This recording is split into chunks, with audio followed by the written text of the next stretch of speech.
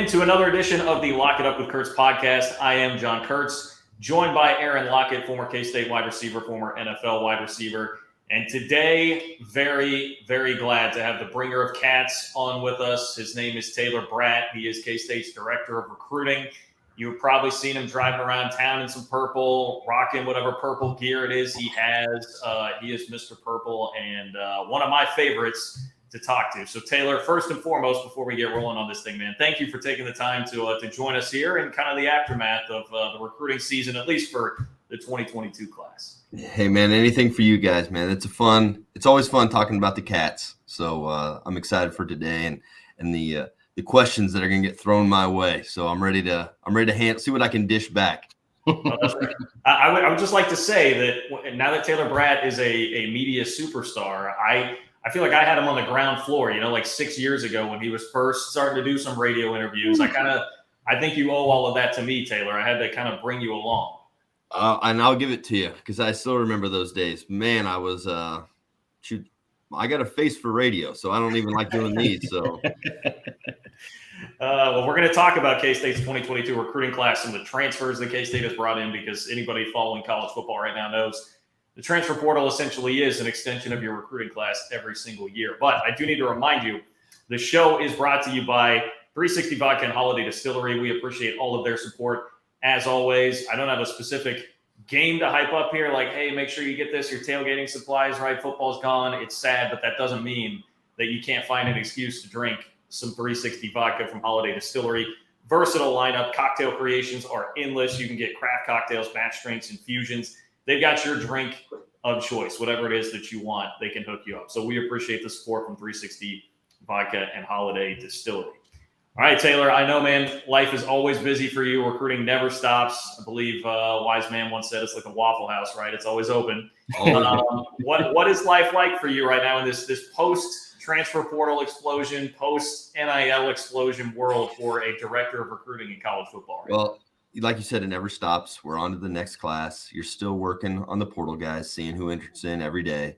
You get up and you kind of go through your portal list, see who needs updated. Still handwritten letter lists, call lists, text grids, getting, I think the graphic design thing has kind of fallen down a little bit. I remember when hitting kids with graphics was so important, but now kids don't really tweet them out as much, but making sure that you're just on top of it. For me, it's Snapchat. I mean, I got streaks now with the 23s up to 100 and I think 52, because that was the first day that you could talk with them. So that's fun.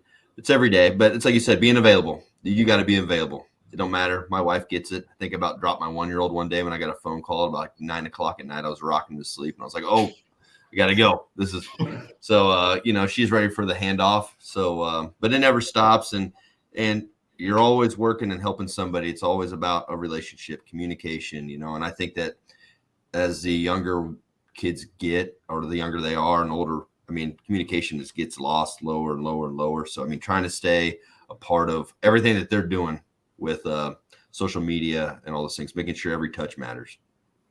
I'm curious with the portal, how do you guys handle it like on a day-to-day basis? So we basically have a shared Excel drive, and we update it every morning, and it gets sent off to the defensive QCs, and we kind of hum through it. We kind of know the positions of need. I mean, it's not to replace. It's more like, I should say, it's probably more to fill spots and make sure that you're protected at certain things, but it's not just go after the best player. I mean, because at the end of the day, I mean, when you're signing your high school guys, you want them to come in and develop into that player and be that role and not over-recruit guys. I always tell them, I say, I'm not here to over-recruit you. We're not the big mecca where they're going to get 90 you a year. I mean, you're a special one. And then if you lose a kid here and there, and every roster, I think Coach Kleiman's really explained it well to our staff every year, is you don't know what your roster is going to be by the start of next season. And that's what you got to be prepared for, is every year being ready for that next year's season. I mean, it's not so much, this kid's going to be great in 23 or 24, because it's not developing anywhere anymore. We got to win now. And that's kind of the part that's not as fun anymore, because you used to be like, man, you could take this kid and that kid and really see what he grows into. But now, nope, we got to get a kid that's ready right now. One of the things that's interesting for me is from an athlete standpoint, when I look at the portal, it feels like free agency for the NFL, right? And so, you guys can look at guys in the portal like all throughout the year. And so what are some of the conversations when you're talking to guys that are in the portal, like their reason for leaving? Is a lot of it just because they're not playing, or do they want a different environment? So I always tell every kid, not just portal kids, but everybody's recruitment is completely different. Just like Yeah. everybody's reason for leaving is completely different. There's never two of that's the same. Just like I've offered a kid the day before signing day, trade Deshaun, who was a 4-year starter after his redshirt year. I mean, literally offered the day before signing day. I've offered a kid 2 years before signing day. He comes here and he never plays. So each kid, it's all about doing your homework, making sure you're talking to coaches on that staff, making sure you're talking to even people at the high school, because you don't want to take somebody else's issue. You want to make sure you're getting the right guy, the right fit. And it's like before we started recording, it's kind of like what I was talking about earlier. Sometimes the shiniest, brightest objects aren't the best objects, just because there's so much glitter and glamour to them, and they're so pretty, and they're some of those 5 stars, for example. There could be some major problems that you don't even know you're inheriting, just like with transfers. So you got to make sure you cover your all bases and make sure you're prepared for whatever's ahead of you on what that kid's all about. But shoot, I mean, I think we've ran into every one of those scenarios, Aaron, like you said. I mean, it could be playtime. It could be too far from home. It could be I didn't like the staff. I honestly think there's 3 phases to the transfer portal. There's the ones right after season, the ones after bowl, and I think there'll be another one after spring ball, after these new coaches go to these schools, establish themselves, and these guys will be like, hey, man, I'm not a really big fan of this new staff or the direction we're going. I want something else, or, hey, this wasn't what I thought it was going to be, or, so I think it's kind of got 3 phases, but it's so new. And, I kind of feel bad for Coach Kleiman at times. Since he's been here, there's always been something, a new task to overtake, or some piece of adversity from COVID, no visits, transfer portal. Now your fun stuff, the NIL stuff, everything we had everything, even in the nation with all the stuff going on that was happening in Minnesota, all that. I mean, there's so many challenges in this world that we all have to face and overcome, and make sure kids feel comfortable with us. And that's the most important thing. I want the kids, I want their experience to be the best it can be. That's priority 1. But you got to find out who those kids are, so you know how to make sure that is done the right way. One thing that stands out to me when we talk about the portal, like, I don't think there's any denying your guys' track record in it since Coach Kleiman got there has been excellent. I mean, the first day he shows up, James Gilbert, Jordan Brown, year 1, they're excellent additions. Obviously, we saw last year what you guys were able to do in the portal. Russ Yeast is a guy who's getting a lot of attention right now at the all the events going on leading up to the NFL draft. Like, you guys just continue to hit it. Adrian Martinez, Brandon Jennings this year. Is there something to, I mean, this may just be a crazy theory, former radio guy theory here, but like, it seems like there's something to, it's harder to get some of those talented kids the first time around when they're being wowed by everybody, their first recruitment. But the second recruitment, maybe a guy just wants to be more in for like substance and football, and that's where you guys can really shine. Do you feel like there's something to that? Yeah, I mean, again, it's not the glitz and glamour, even of us. I mean, it's got to be, the kids got to feel comfortable. It's got to feel real. And I think what we do is really do a good job of that. But again, it's about finding the right kid that we know is going to fit here. And if you're going to pass on a guy because of something, that's okay. There's going to be more that come in. There's going to be more things. Don't rush or panic or have a knee slap reaction to some of this stuff, because, rushing into it, you're going to miss out on some of that stuff you're trying to undercover and find out about a kid. Because we have, Timmy Horn, you talked about an unbelievable kid. He was phenomenal.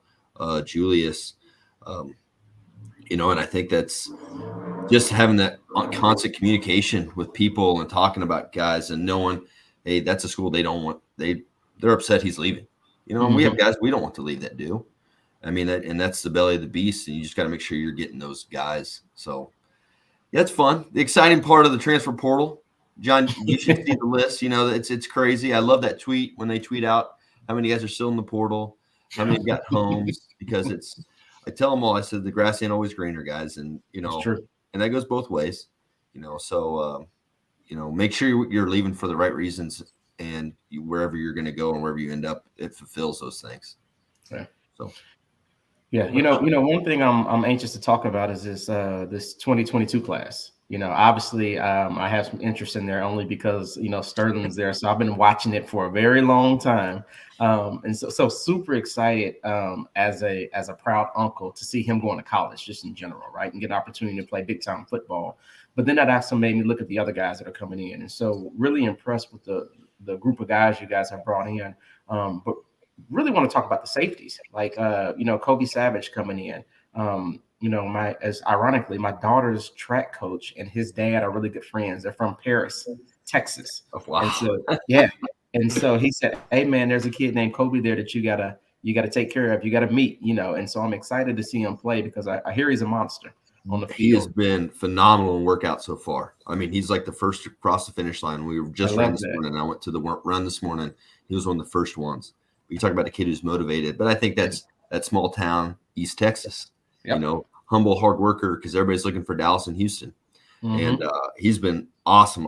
I'm excited about both the Georgia kids, Perry and Guy. I had to get my list back out, since I'm already on the 20-3. So, but I'm excited for both the Georgia kids, Jordan and VJ Payne. Tremendous kids, tremendous families. And it starts with the families first, but I couldn't be more excited for their opportunity ahead, because with us playing with three safeties, that position is so important.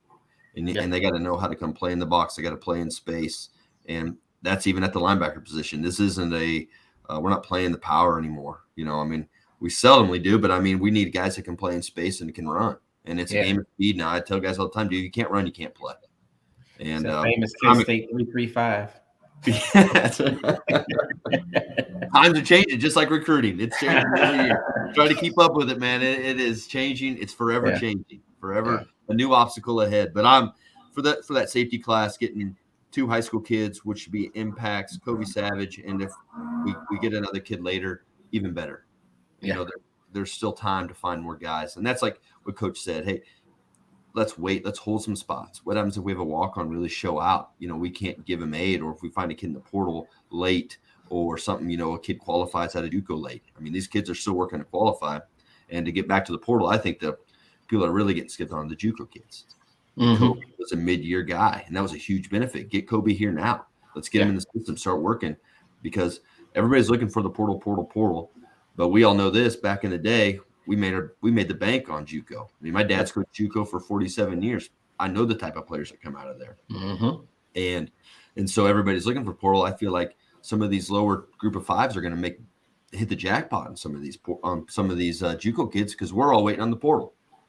So and Kobe was terrific. You talk about a kid who was he was a qualifier. He kind of had all those things about himself. He just wanted another chance to play at the highest level, and now he's got it. And you can see how hungry he is. Yeah. I have one quick question before we continue. Can you explain what a PWO is? So to me, PWO and a WO is just fancy words for a walk-on opportunity. Okay. I think what we do a great job is treating our walk-ons like scholarship kids. Like when Coach Anderson took the job here, he said he walked into his room, he had no idea who was on scholarship, who was a walk-on. To me, that's the goal. If you want those guys to work hard for it, they need to be treated just the same. And I think the PWO is just a fancy verb for it. But I think how we treat our walk-ons they get all the same gear, the same everything from study hall to performance table. We try to treat them as equally. There's never a day where it goes, hey, all walk-ons over here, all scholarships kids over there. Never that. Because to me, they're just as important. And some of our walk-ons are going to take spots of some of the kids that we swung and missed on. And walk-on recruiting is super important. But a PWO, it's just a fancy term for preferred walk-on. Okay. Walk-on, I think somebody started a long time ago, so now we all have to roll with it.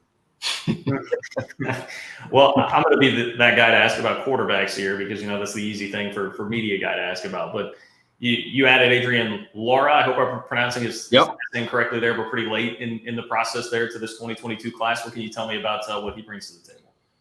I think, Colin and Coach went out and watched him throw. We had that set up for him to go out and see him practice and throw around. They really liked him. They went out and saw, I think, 3 more quarterbacks when they were out there, and then got to Texas that next day and watched some kids throw too, and he was the best one. Great personality, great kid. Seems to be a really good leader. Hungry for an opportunity. I think he was jerked around by some other schools, pulled here and there, offered this, and I think he kind of realized, hey, this is a real thing. These people here care about you. They're going to love you. They're going to take care of you, and he hopped right on it. So I tried to room Sterling with the quarterback, but, he just wants to room with all these other wideouts. So, I was trying to do him a favor. There's a little bit of diva in there somewhere. Well, I mean, hey, on the topic of quarterbacks, we mentioned like, hey, transfer portal, that's essentially a part of your recruiting class, right? You guys landed a high-profile quarterback in Adrian Martinez coming in from Nebraska. We did? What yeah, hey. Well, that was the response I was getting to some of those texts there for a while before it became actually official. What strikes you about Adrian and what he can bring to the table for you guys? Dude, he just fits us so well. Just fits that room. There's so many good dudes in that room, and that's just another one who brings competition to it. And he's already running without his sling. I mean, he looks awesome. The way he speaks, the way he talks to people. I mean, you could just tell he's an instant fit. And his knowledge for the game. I mean, him and Coach Kleiman literally met just to talk about football for like 2 hours, literally watching tape. But he's a mature adult. That's what's different about recruiting portal kids, like you said earlier. They want to watch film. They don't need to go put on jerseys. They're over it. It's about the real stuff now. It's about it's really probably, Aaron, what it used to be like when recruiting. Let's talk about the depth chart. Let's talk about where you see me fitting. Let's talk about my scheme. When the young guys, hey man, what time are we putting on the jerseys? When you send me my pictures? Right. And it's a totally different part. And that's where you got to be flexible and know who you're recruiting. With Adrian, it was all about, I want to watch more tape. I want to get in there and watch tape. I want to get in there and watch tape. So having that was terrific because you knew that it mattered to him, the football side of it, and where he fit and how that competition is going to be in that room. It mattered. And, I think when Colin met with all those other quarterbacks, they all understood and they're all excited for that opportunity. I mean, every school's got how many quarterbacks.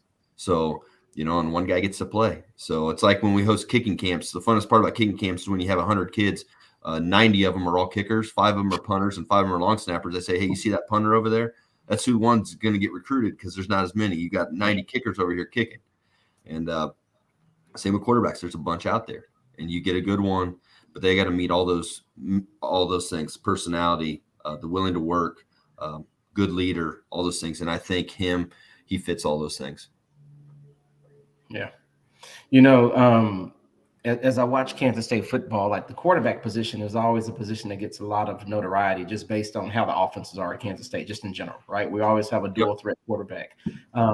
What's interesting to me is everybody that comes to Manhattan ends up loving it. Like once they get there, it's something about playing in Kansas State, the crowd, the ambiance, the family atmosphere. And it's one of those things that, as you talked about the NIL now, just trying to get this younger generation to understand you need to get boots on the ground and see what it's like there before you make any decisions based on, am I going to make money there, right? That's obviously something that's important.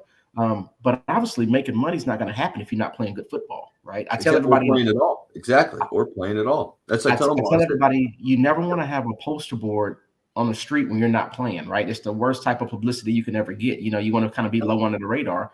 But then if you have a poster board and you're playing well, it actually works well for you. And so I wanted to transition real quick, though, and talk about the receivers, right? Just because that's home for me. Like, that makes sense. The game that I saw Colin call versus LSU was one of the best games I've seen in the last 2 or 3 years, right? Just as far as spreading the ball around. Is that something you think we can anticipate for the next coming year and so? Yeah, I think what Colin did for that bowl game was the staple of why he wants that position, and that's what he talked about for the week of was my goal is to get this spot. And I love the fact that Coach Kleiman challenged him on it. Like, hey, we're going to give you an opportunity. And it was real. Yeah. And I think he rose to it, met it. And I'm excited for that. And I'm excited to see what the guys, there were so many fired up guys on the sideline, like you said, when you're spreading the ball around, you're giving guys opportunity. So like you said, everybody wants to play. That's the most important part. Money's cool. It don't last forever. Yep. But playing the game, being seen, all that kind of stuff, you have to do that first. That's why for the NIL stuff, it doesn't make sense if I'm a Kansas kid and I go all the way to Florida because of money. Yeah, man, you're not going to see your family. You'll be homesick. What happens if you don't even play? Yeah. And your opportunities, once you leave the state, I feel like welter away too with the NIL. But that's true. I feel like with that position and what he's doing there, I think young people should be fired up that are athletes and play that position because he is going to spread out the ball. He is going to give guys opportunities, tight ends, running backs, wide receivers, everybody. I think he's trying to get touches for everybody because you don't know who's going to stand up and make that next play. Who's going to be the next big playmaker.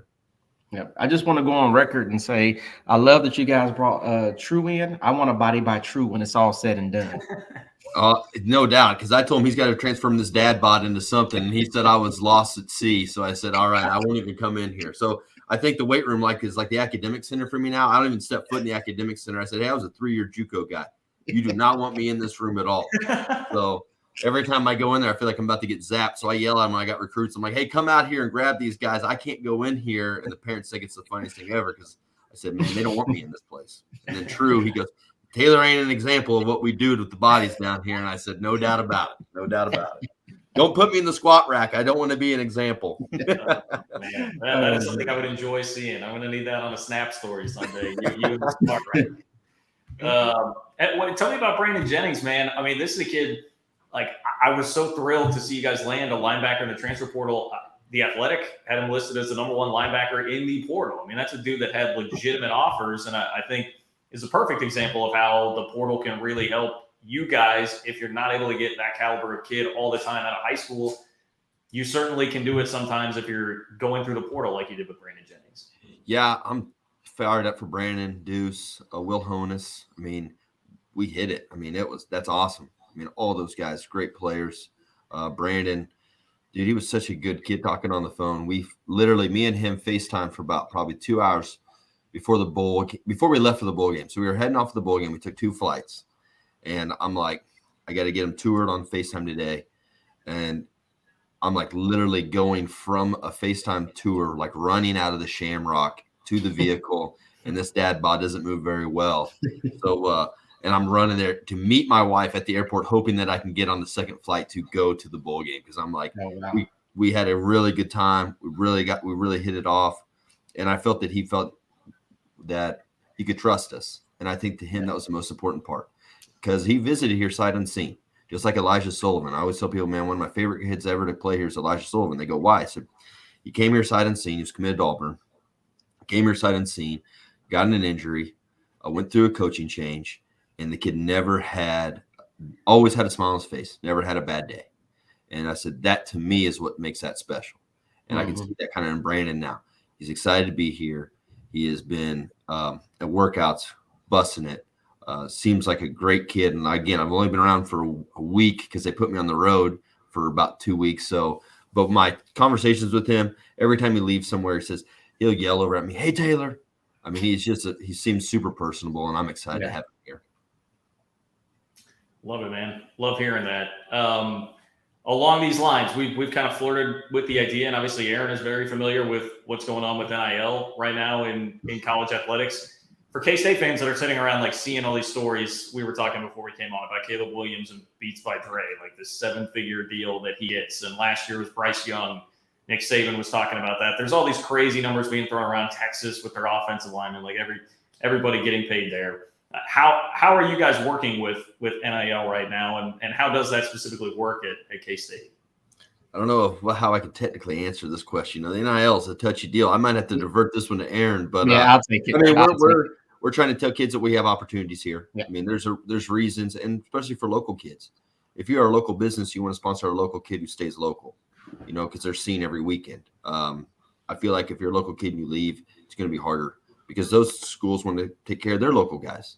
If you're a fertilizer place in Liberal, Kansas, and a kid goes to play at K-State, well, they're seeing that brand every day, right? But if you're the Liberal kid and you go to Florida, I mean, you're not talked about in the newspaper. You're not seen every day around there. So I feel like, that's some of the NIL sell stuff. But there's so many different parts of it. And I think it's still such in transit. And I think we're all trying to figure it out because it's the first year of it. Just like we're all trying to figure out our rosters with super seniors. The NCAA 2 years ago goes, hey, super seniors don't count in your 85. So if you have super seniors, great. Well, then you give everybody an extra year of eligibility. And now you say, oh, hold on, they have to count in your 85 now.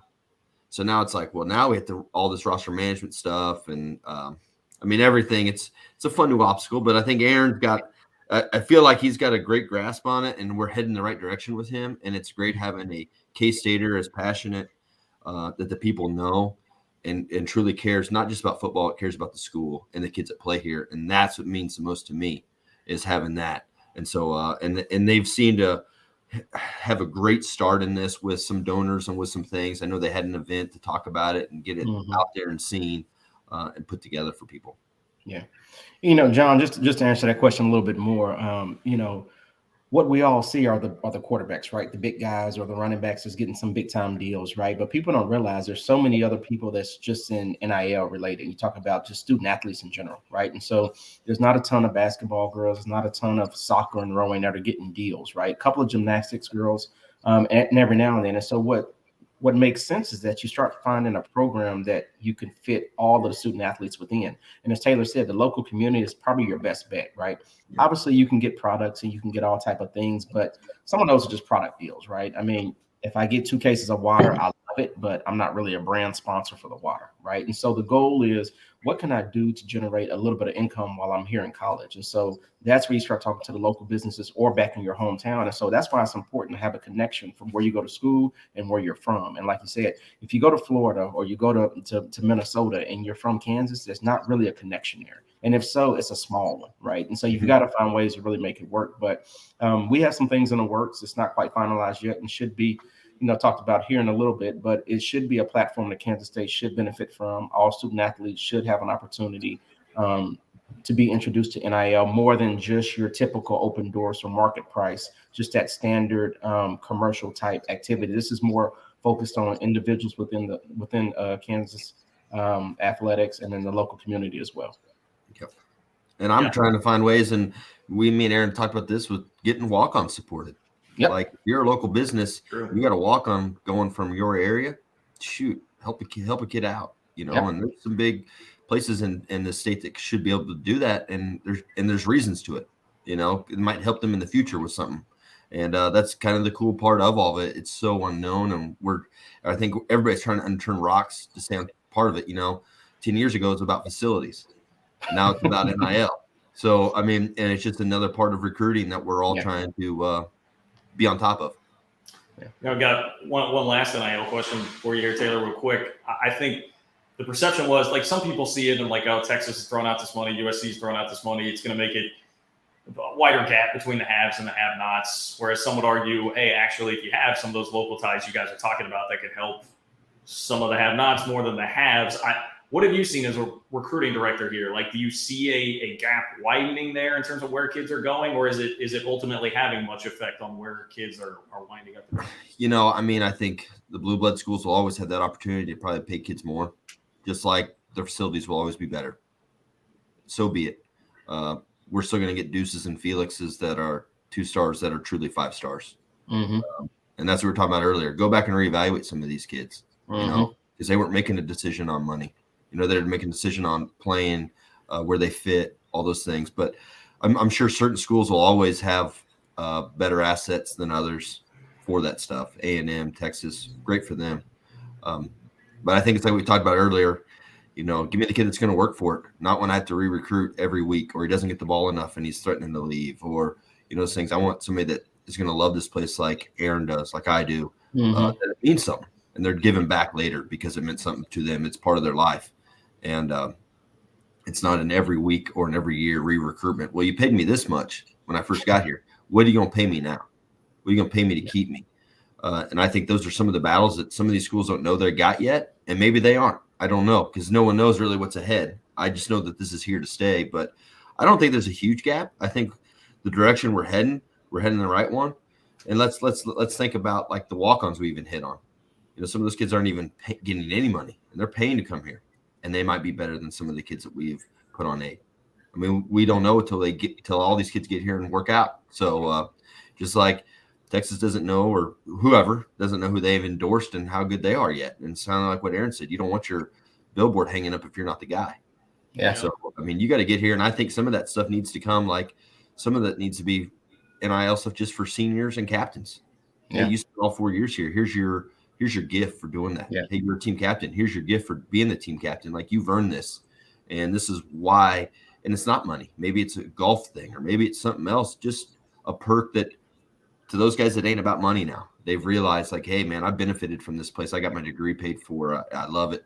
But I want a little extra something of this or something like that. So, but I think there'll always be a gap in the blue bloods and us. Not a big one. There's not a big one now. But I think there'll always be just a little bit of a difference, and that's something we always try and overcome. But Kansas State's built on hard work. Let's be honest. Everybody here is a hard worker. Everybody here is passionate and cares, and that's what separates us anyways. So just something to look forward to in the future. Yeah. Well, Taylor, before we let you go, man, I know you're the king of the purple wardrobe. What's the latest addition to the purple wardrobe? Well, if you saw under my desk, you'd be like, "Oh my gosh, you got 1,000 pair of shoes." But I mean, I don't know. I got a couple here to, hold. I got one that no one else has seen now, and coaches can get fired up when I show this one off. But I do. So I got a lady, of course, a K-State grad who paints shoes. So these are my Coach Kleiman customized. Oh, wow. Oh, wow. You got the Air Max 95s? Okay. So this, Man, how about that? This Zoom camera's a little weird, so you gotta. There we go. Yeah, but you get the gist on it. But well, my only question now is when is Coach Kleiman going to come out wearing Taylor Braet shoes? never, man. If he wore my face on shoes, they'd fall apart. Or they'd be really like dad shoes, those New Balances, or something like that. Yes. We'd be mowing in them, so it covers up my face with green. Shoot, man, I could cut it up with you all day, Taylor. Really appreciate you taking some time to join us here on the podcast. Thank you for everything you do for K-State, man, and thank you for taking the time with us here. Hey, man, thank you guys, man. I really appreciate you guys. It's always good to be on. Always good to talk about the Cats. Was at a really cool event on Friday in Wichita for the Alumni Center, trying to get more scholarship money for kids from Wichita. But it was cool driving by and seeing the billboard that says voted best college in the state. And there you go. At the end of the day, that's what matters. And so I appreciate you guys and all you all do. And if you need anything, shoot me a text. You want my number? Should I say it on the Zoom? No. Let's joke. There we go. You got enough going on your phone already, Taylor. No doubt. Well, go Cats. Let me see how many text messages I got. Shoot. Only 18. We're doing all right. Okay. All right. Well, let's get back to it. 7 snaps. They take priority because they're the recruits. Well, thank you to 360 Vodka and Holiday Distillery for helping us out as always. For Aaron Lockett, for the bringer of Cats, Taylor Braet, I am John Kurtz. Thanks for listening and watching another episode of Lock It Up with Kurtz.